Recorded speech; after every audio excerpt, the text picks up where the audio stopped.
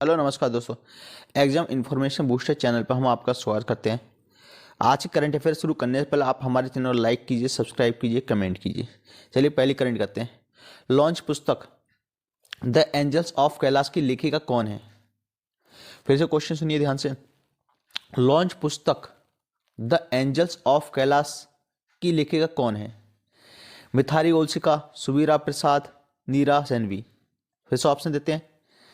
मिथाली ओल्सिका, सुवीरा प्रसाद, नीरज सैनवी, इनमें से कोई नहीं। कौन बनी है? सुवीरा प्रसाद। कौन बनी है? सुवीरा प्रसाद एक अच्छी लेखिका है। इनके बारे में हम आपको कुछ जानकारी देते हैं। शिक्षाविद एवं लेखिका और ज्योतिषी सुवीरा प्रसाद ने अपनी नई पुस्तक the angels of Kailash launch की है। द एंजल्स ऑफ कैलाश उनकी पहली श्रृंखला trilogy of the battle between humans and demons की दूसरी पुस्तक है। द एंजल्स ऑफ कैलाश उनकी पिछली पुस्तक का अंत है। क्या है इनकी पिछली पुस्तक का अंत? चलिए अगले करंट पे चलते हैं। वर्ष 2021 करप्शन परसेप्शन इंडेक्स में भारत किस स्थान पर रहा?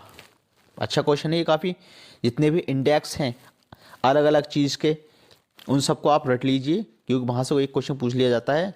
बस वर्ल्ड हैप्पीनेस इंडेक्स से भी पूछ लिया जाता है, तब ये क्वेश्चन करते हैं। चलिए क्वेश्चन फिर से बोलते हैं। वर्ष 2021 करप्शन परसेप्शन इंडेक्स में भारत किस स्थान पर रहा है? किस स्थान पर रहा है? 85 पे। किस स्थान पर? 85। और इन्होंने कितने देशों ने इसमें भाग लिया था? 180 है ना, 180 देशों के बीच में रैंकिंग हुई थी और 0 से 100 अंकों के पैमाने पर मापी जाती है। इसमें भारत की रैंक कितनी? 85 है। भारत इस रैंकिंग में 40 अंकों के साथ 85वें स्थान पर रहा। भारत इस रैंकिंग में बस 2020 में 86वें स्थान पर था और इस बार कितना? 85वें था इंसान, यानी एक स्थान क्या हो गया? हो गया। पाकिस्तान एवं इस सूचकांक में 16वें स्थान से गिर के 140वें स्थान पर पहुंच गया है, जबकि भारत का पड़ोसी बांग्लादेश 147वें स्थान पर रहा। इस रैंकिंग में डेनमार्क, फिनलैंड, न्यूजीलैंड और नॉर्वे इस सूची में शीर्ष स्थान पर रहे हैं। कौन कौन से शीर्ष स्थान पर पूछ लिया, एग्जाम में पूछ लिया जाता है कौन कौन से रहे हैं? डेनमार्क, फिनलैंड, न्यूजीलैंड और नॉर्वे। चलिए अगले करंट पर चलते हैं। राष्ट्रपति ने किसे ओलंपियन विशिष्ट सेवा पदक से सम्मानित किया है? फिर से क्वेश्चन सुनिए। राष्ट्रपति ने किसे ओलंपियन विशिष्ट सेवा पदक से सम्मानित किया है? पीवी सिंधु, स्मृति मंधाना, नीरज चोपड़ा, इनमें से कोई नहीं। किसने किया होगा? किसने ओलंपिक पदक जीता था इस बार? नीरज चोपड़ा। किसे दिया? नीरज चोपड़ा। ये कौन है? ये भाला फेंक के हैं या जैवलिन थ्रो। चलिए इनके बारे में आपको कुछ बताते हैं। नीरज चोपड़ा ने 2016 में नायब सूबेदार के सीधे प्रवेश के रूप में 4 राजपूतान राइफल में दाखिला लिया था। इसके साथ साथ उन्होंने भारत के ओलंपिक्स में स्वर्ण पदक जीतने का नया कीर्तिमान स्थापित करने वाले फील्ड एथलीट भी बने थे। नीरज चोपड़ा को खेल उत्कृष्ट के लिए 2018 में अर्जुन पुरस्कार और 2020 में विश्व सेवा पदक से भी सम्मानित किया गया है। चलिए अगले करंट पे चलते हैं। भारत ने 26 जनवरी 2022 को अपना कौन सा गणतंत्र दिवस मनाया? अच्छा क्वेश्चन है, फिर से क्वेश्चन सुनिए। भारत ने 26 जनवरी 2022 को अपना कौन सा गणतंत्र दिवस मनाया? 73वां, 81वां, 70वां या 67वां? कौन सा मनाया है? ये तो हमारे जितने भाई हैं सभी को याद होने चाहिए। कौन सा मनाया? 73वां। कौन सा मनाया है? 73वां। चलिए कुछ जानकारी देते हैं इस बारे में। भारत ने 26 जनवरी 2022 को अपना 73वां गणतंत्र दिवस मनाने की घोषणा की, जिसे भारत में 75 वर्ष में आज़ादी का अमृत महोत्सव के रूप में भी मनाया गया। गणतंत्र दिवस उस तारीख को चिन्हित करने के लिए मनाया जाता है जब 26 जनवरी 1950 को भारत का संविधान लागू किया गया था। इस गणतंत्र दिवस पर चलिए क्वेश्चन करते हैं। एयरटेल कंपनी ने 21 मेगावाट की सौर इकाइयाँ कहाँ शुरू की गई? फिर से क्वेश्चन ध्यान सुनिए। एयरटेल कंपनी ने 21 मेगावाट की सौर इकाइयाँ कहाँ शुरू की गई? उरी, कठुआ, बुल्ढाना या इनमें से कोई नहीं। फिर से आप ऑप्शन सुनिए। उरी, कठुआ, बुल्ढाना, इनमें से कोई नहीं। कहाँ की गई? बुल्ढाना। कहाँ की गई? बुल्ढाने। ये एयरटेल के टावर है, देख लीजिए ध्यान से ताकि आपको याद रहे। चलिए इनके बारे में कुछ बताते हैं कि एयरटेल कंपनी की स्थापना कब हुई थी, सीईओ कौन है और क्या कारण है जिसकी स्थापना हुई थी। दूरसंचार कंपनी भारती एयरटेल ने कार्बन फुटप्रिंट कम करने और जलवायु परिवर्तन के प्रभाव को रोकने में अपने वैश्विक प्रयासों के योगदान हेतु महाराष्ट्र के बुल्ढाना जिले में 21 मेगावाट की एक नई सौर ऊर्जा इकाई चालू की गई है। इस इकाई को स्थापित होने से सालाना कार्बन उत्सर्जन 25,517 टन की कमी आएगी। 80 एकड़ में फैली कैपिटल बिजली इकाई को एयरटेल ने अवाडा के साथ साझेदारी कर स्थापित किया है।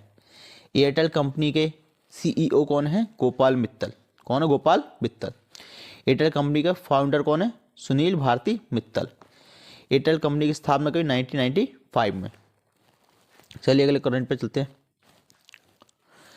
किस राज्य को देश का पहला ग्राफीन सेंटर मिला?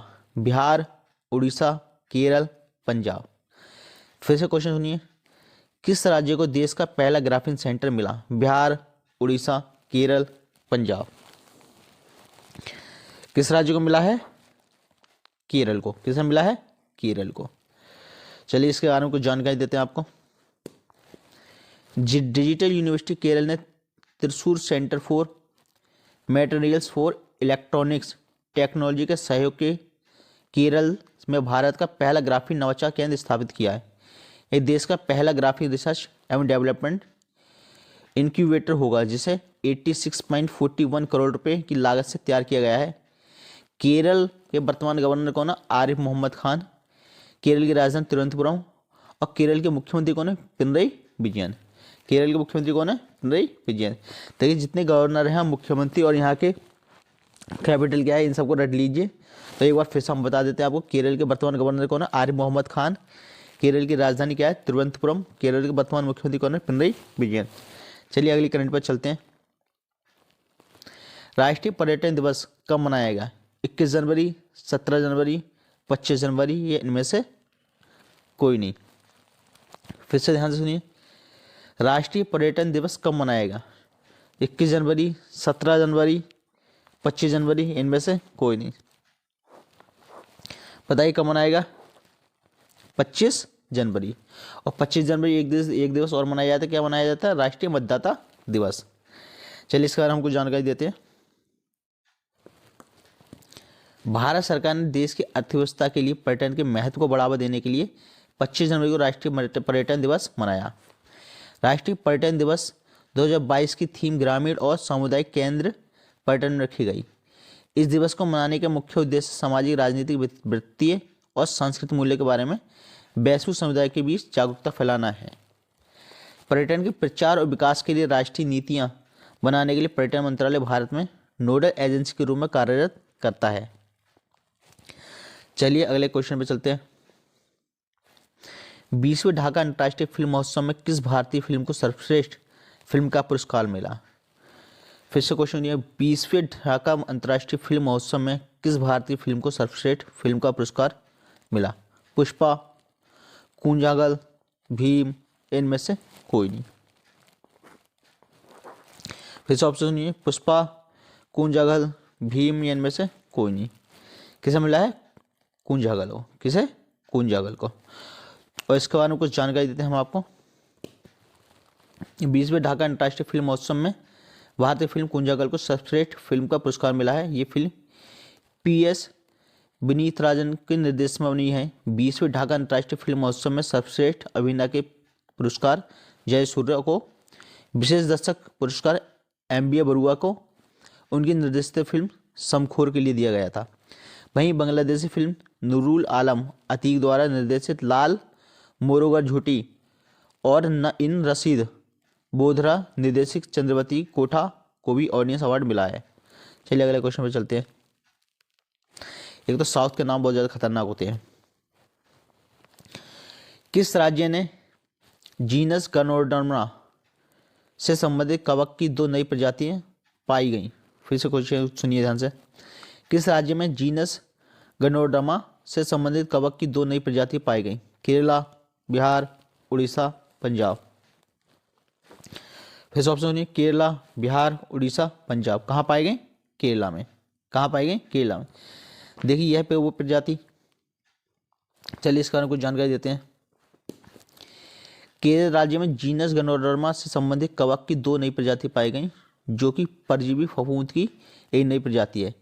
वैज्ञानिकों ने इस परजीवी फफूंद की प्रजाति को ट्रोग्लोमाइसिस ट्विट्री नाम दिया है। वैज्ञानिकों के अनुसार ये एक परजीवी फफूंद है जो कि कीड़ों और मिलीपीड जैसे प्राणियों पर हमला करता है, और वर्तमान में केरल में ये पाई गई है।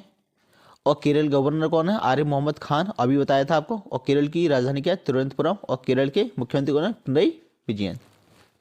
रट लीजिए सभी राज्य मंत्री, यहाँ के वो राज्यपाल। चलिए अगले गणित पे चलते हैं।